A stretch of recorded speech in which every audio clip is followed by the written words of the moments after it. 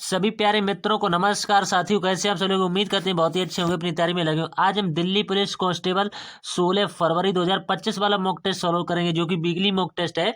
तो इससे पहले जितने भी वीकली मॉक टेस्ट है सबका सोल्यूशन कर चुके हैं। देखो आपको एक बार दिखा देते हैं कि यहाँ से हम 5वां टेस्ट ये सॉल्व कर चुके हैं। इससे पहले हम 4 टेस्ट ऑलरेडी सॉल्व कर चुके हैं।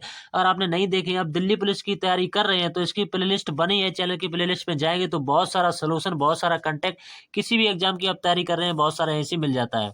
तो उम्मीद करेंगे आप चैनल पर पहली बार होंगे तो चैनल को सब्सक्राइब कर लीजिएगा और ज़्यादा से ज़्यादा लोगों तक शेयर भी कीजिएगा, क्योंकि अंकित सर के ऐप से रिलेटेड बहुत सारा सोल्यूशन हमने इसी चैनल पर डाल रखा। अगर आप ये पीडीएफ चाहते हैं तो टेलीग्राम पर जाइएगा, लिंक डिस्क्रिप्शन में मिल जाएगा। बहुत सारे साथी इसी चैनल से मॉक टेस्ट दे रहे थे थोड़ी। तो बिना टाइम वेस्ट किए यहाँ से आपको कितने प्रश्न आते हैं? मैथ में केवल 15 प्रश्न आते हैं, ज़्यादा मैथ का वेटेज नहीं रहता। सबसे ज़्यादा जो बार होता है वो जीएस होती है। वो कितने 50% जीएस होती है, यानी 50 क्वेश्चन जीएस के इसमें देखने को मिलता है। आपके पास 90 मिनट का समय होता है, यहाँ से 100 क्वेश्चन का आपको सामना करना पड़ता है और एक क्वेश्चन 1 नंबर का होता है, नहीं 100 मार्क यहाँ से आपको मिल जाते हैं। तो बिना टाइम वेस्ट किए यहाँ से टेस्ट को स्टार्ट करते हैं।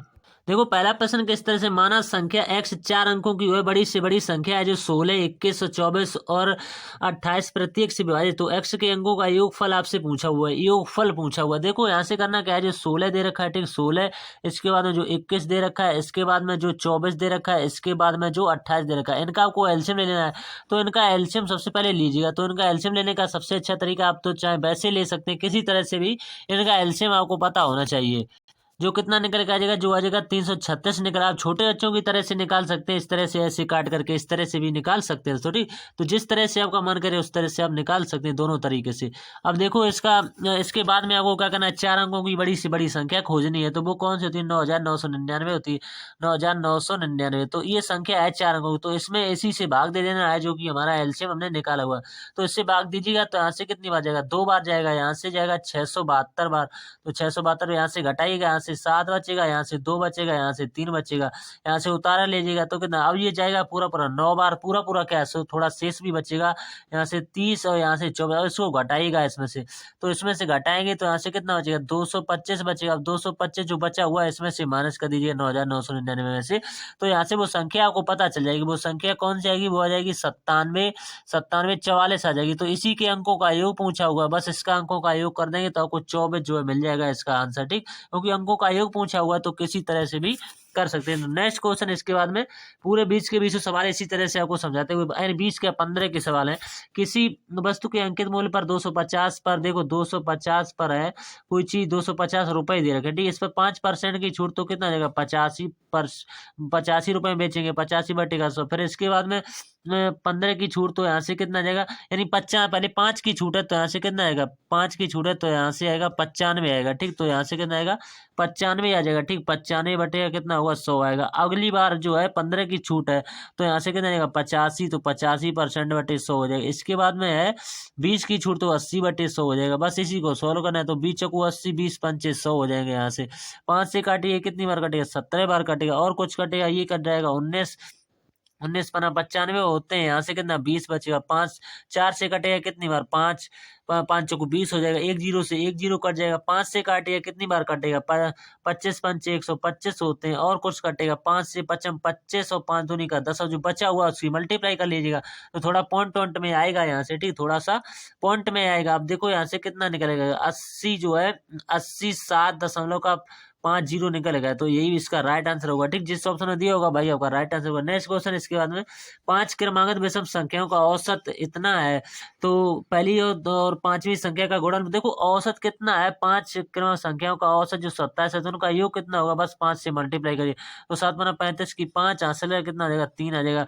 5 दूनी 10 और 3 कितने हो गए? 13। तो उनका योग कितना आ जाएगा? 135 आ जाएगा। हमें योग के बराबर वही लिखने। तो पहली संख्या हम x मान लेंगे, दूसरी हम मान लेंगे x प्लस का 2 मान लेंगे, ठीक। तीसरी इसके बाद में x प्लस का 4 मान लेंगे, x प्लस का 4। अगली जो है इसके बाद में x प्लस का 6 मान लेंगे। इसके बाद में अगली जो है x प्लस का 8 मान लेंगे, ठीक। कॉमा लगा लगा, और इसी का बराबर में लिखना पड़ेगा 135। अब सभी को जोड़िएगा तो x जोड़ेंगे तो x कितनी बैठेंगी? 5x बैठेंगी। 5x प्लस का संख्या जोड़ेंगे 20, इसी की वैल्यू दे रखी है 135 के बराबर में। तो यहाँ से ये इधर से घट जाएगा, तो 5x बराबर जो निकल गया है वो 115 निकल के आ जाएगा। 105 से काटेगा, 5 से काटे 5 दूनी 10, 5 ते 15, तो 23 निकल के आ गया, ठीक। आपसे पूछा हुआ है कि वो संख्या, तो संख्या कौन सी है? संख्या जो है 5 यहाँ से पहली और 5वीं संख्या का है, तो पहली संख्या तो 23 ही मान के चलिए, क्योंकि x की वैल्यू 23 आई है, तो 23 हम यहाँ से ले लें, ठीक। 23 इंटू यहाँ से करेंगे, ठीक। इंटू में 8वीं संख्या है, 23 में 8 को जोड़ दीजिएगा, तो 23 में 8 को जोड़ने के बाद यहाँ से आपको कितना मिलेगा, 31। तो 23 इंटू 31 करा देंगे तो आपका राइट आंसर 713 आएगा, जो किस ऑप्शन में दे रखा है, 713 पहले में ही।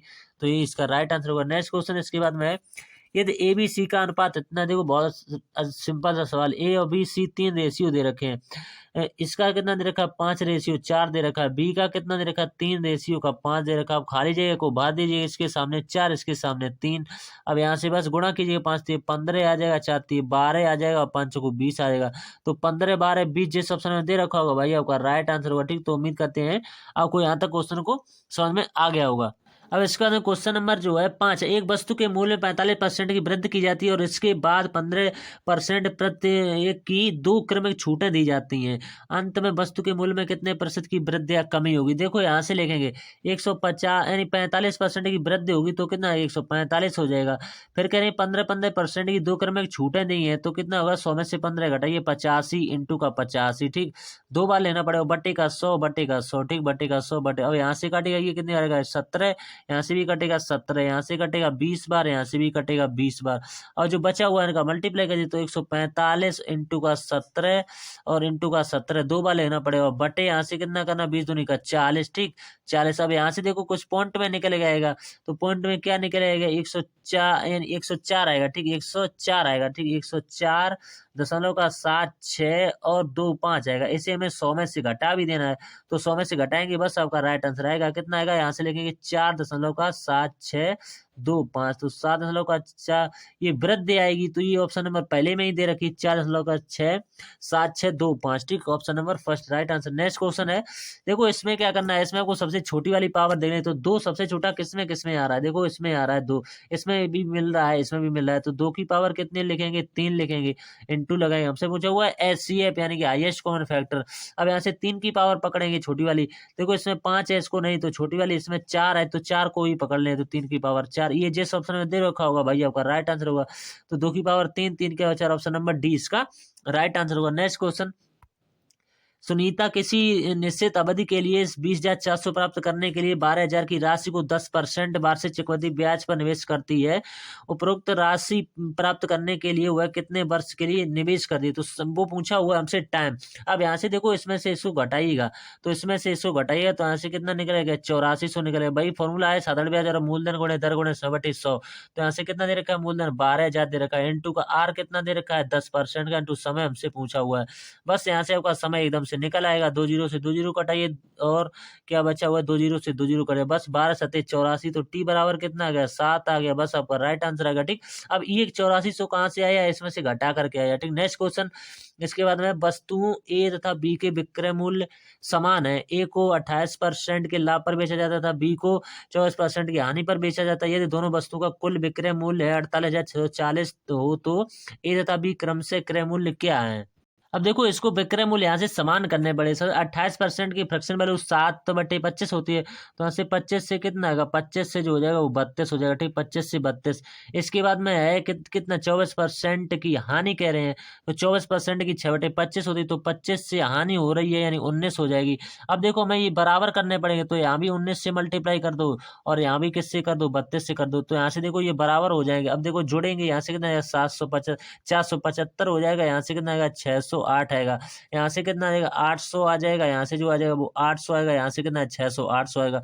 अब चाहो तो आप इन दोनों का योग करके लिख सकते हैं इसके बराबर में, लेकिन एक तरीका और भी है, वो क्या तरीका है, देखो इसको लिखेंगे 48 दे रखा है, 48,640, 48,000 जो है 640 दे रखा है, इसमें डिवाइड करेंगे, किससे डिवाइड करेंगे, यहाँ से 4 से करेंगे, क्योंकि देखो यहाँ से इनका अंतर कितना है 4, तो 4 से डिवाइड करेंगे तब भी वही बात बैठेगी, 12 16 तब भी आएगा। अगर आप अगले तरीके से करना चाहें तो भी बहुत सी तरीके से भी करना चाहते हैं, यहाँ से देखो इनके बराबर रखना चाहते हैं तब भी आंसर उतना ही आएगा। तो यहाँ से देखो एक बार और हमें इसके बराबर करना पड़ेगा, तो यहाँ से लिखना पड़ेगा 48,640 और बटे का कितना करना पड़ेगा 12 16 करना। अब इससे ये कितनी बार कटेगा, इससे ये पूरा 40 बार कटेगा, जाएगा। अब 40 का हमें किस में कराना है, एक बार तो इसमें करा देना है 475 में, तो एक बार 40 का 475 में कराइएगा, एक बार 800 में कराइएगा, तो आपका आंसर यहाँ से निकल के आ जाएगा। तो देखो यहाँ से करते हैं, 40 इंटू का कितना करना पड़ेगा, 40 इंटू का 475 करिएगा, तो यहाँ से कितना निकल जाएगा, 19,000 निकल जाएगा। ठीक, 19,000। इसके बाद में करना पड़ेगा 800, 800 इंटू का करना पड़ेगा 40, तो यहाँ से करिए 800 को 32, तो यहाँ से कितना आ जाएगा, 32,000 आ जाएगा, तो 32,000। अब नेक्स्ट क्वेश्चन है, इसके बाद में एक ट्रेन 600 मीटर और 300 मीटर लंबे दो पुलों को क्रमशः 80 सेकंड और 60 सेकंड में पूरी तरह से पार करती है, तो ट्रेन की लंबाई ज्ञात है। देखो इसमें आपको समीकरण ना बनाने से पहले एक तरफ देखो 600 दे रखा है, ठीक, 600। अब देखो 300 मीटर के लंबे पुल कितने हो जाएंगे, 600 मीटर के ये हो जाएंगे, तो टोटल यहाँ से कितनी आएगी, 1200 आ जाएगी। ठीक, 1200, 1200 को आपको किससे डिवाइड कर देना, इनके अंतर से 60, और यानी 80 और 60 का अंतर कितना आएगा, 20, 20 से डिवाइड कर देगा, तो यहाँ से कितना, 0 से 0 कट जाएगा, ये कितनी बार कटेगा, 60 बार कटेगा, 60 बार, और एक जीरो ही है दोस्तों। ठीक, तो यहाँ से 600 जो है इसका राइट आंसर आएगा दोस्तों। उम्मीद करते हैं उस में आगे। तो ट्रेन की लंबाई कितनी है, 600 मीटर की है। ठीक, नेक्स्ट क्वेश्चन है, इसके बाद में है अगला सवाल, एक वृत्त की परिधि जो है वृत्त की त्रिज्या से 481 मीटर अधिक है, इस वृत्त की त्रिज्या क्या है, मान लीजिए पाई बराबर इतना है। देखो वृत्त की परिधि जो होती है वो 2 पाई r होती है, सभी को पता है। इसी के वैल्यू जो r है इससे कितना अधिक हम मान सकते हैं, 481 अधिक है। ठीक, अब यहाँ से देखो क्या कॉमन आ सकता है, r कॉमन, तो 2 पाई माइनस का 1 यहाँ से बचेगा, बराबर का कितना लेना पड़ेगा, 481। अब देखो यहाँ से r इंटू सभी के वैल्यू पुट कर रही है, तो पाई की वैल्यू 22/7 माइनस का 1 यहाँ से बराबर कितना हो जाएगा, 481 आएगा। अब देखो यहाँ से r बराबर कितना निकलेगा, 481 इंटू का करेंगे 7 और बटे कितना कर देंगे 37, ये पूरा पूरा कटेगा कितनी बार, 13 बार, 13 सत्ते 91, तो 91 जिस ऑप्शन में दे रखा होगा भाई आपका राइट आंसर होगा। ठीक, नेक्स्ट क्वेश्चन इसके बाद में देखो इसकी वैल्यू किस, जब भी माइनस लगा होता है बीच में तो 20 को तोड़ लेते हैं, किस में तोड़ते हैं, 4 और 5 में। जब भी माइनस लगा होता है तो छोटा वाला इसका राइट आंसर होगा। अगर यहाँ पर बीच में प्लस लगा होता है, जैसे यहाँ से लिखा होता है 20 प्लस का 20 प्लस का 20 प्लस का 20 प्लस का, ऐसे अंडर रूल में चलता है, तो जब भी ऐसा सवाल आए तो 5 और 4 में तोड़ेंगे, तो हमारा प्लस में जब आंसर होगा तब 5 राइट आंसर होगा, बड़ी वाली चीज, और जब माइनस में आंसर होगा तो छोटी वाली चीज राइट आंसर होगी, यानी कि 4। ठीक, नेक्स्ट क्वेश्चन है इसके बाद में, x% रुपए दे रखे हैं, एक्स की एक धनराशि 15% वार्षिक ब्याज दर पर 2 वर्षों में 12,770.6 हो जाती है, तो जबकि 8 ब्याज जो है 8 मासिक आधार पर चक्रवृद्धि ब्याज किया जाता है, तो एक्स का मान आपसे पूछा हुआ है।